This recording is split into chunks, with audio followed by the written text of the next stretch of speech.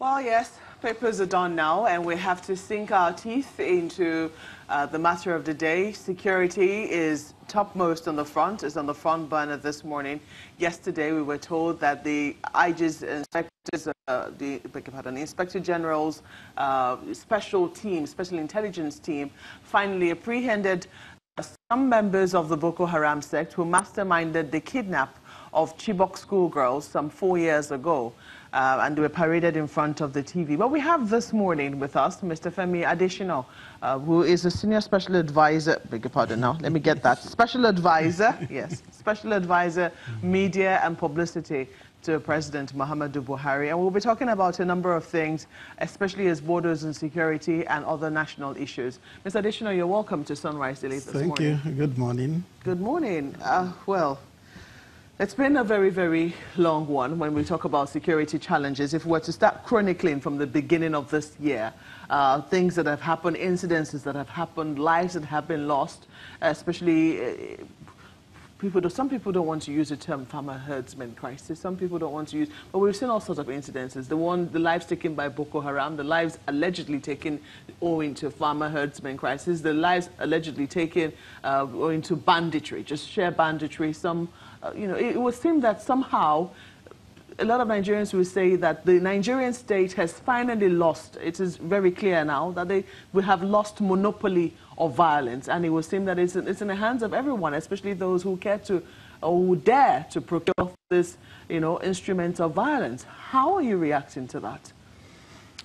Well, thank you. Yes, you're right. Since the beginning of this year, it's been tough. It's been challenging. We have had all sorts of criminality, all sorts of wanton killings.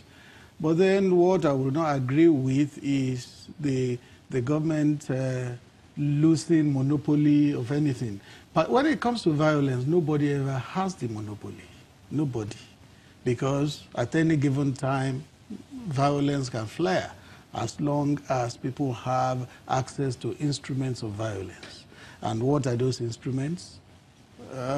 Guns, arms and ammunition particularly, and we know that they are flowing like water across Africa, across the sub-region, across the world, indeed. So it's a serious situation, and our Constitution recognizes that it is the duty of government to guarantee security of lives and property, and that is what government is doing, is aspiring to do, is working out. Government is working on this matter.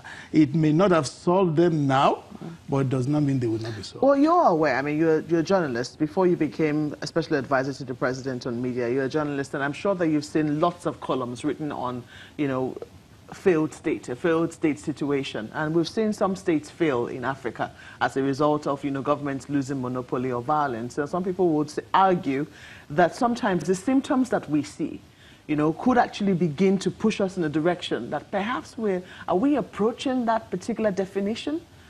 I wouldn't agree. We know that Nigeria has always lived dangerously as a country.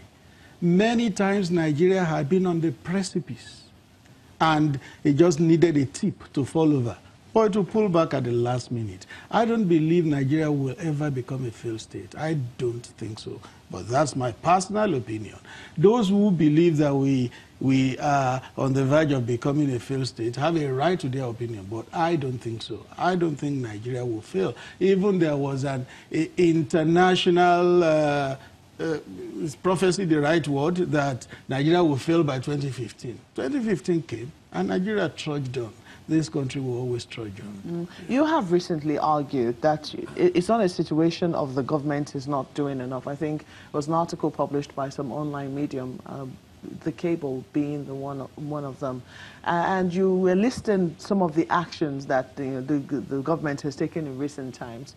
For a number of people, they would say that those actions have been, one, reactionary, and they have been grossly insufficient. It would seem that, intelligence on the ground is not particularly sufficient, and we have not quite understood the challenges that we're facing and be proactive enough, even when state governors see that the challenges could come up and even say, perhaps you should hand over some of these things, give us some of the responsibility so we could help you? Because it would seem that in this world, security has to be decentralized, not the central operations that we currently have.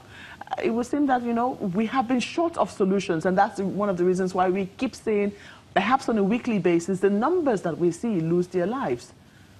Well, let me take the first part, being reactionary. There's nothing wrong exactly with being reactionary. Yes, there are some things you can be proactive about, but there are some things you must react to when they happen. So being reactionary itself is not negative.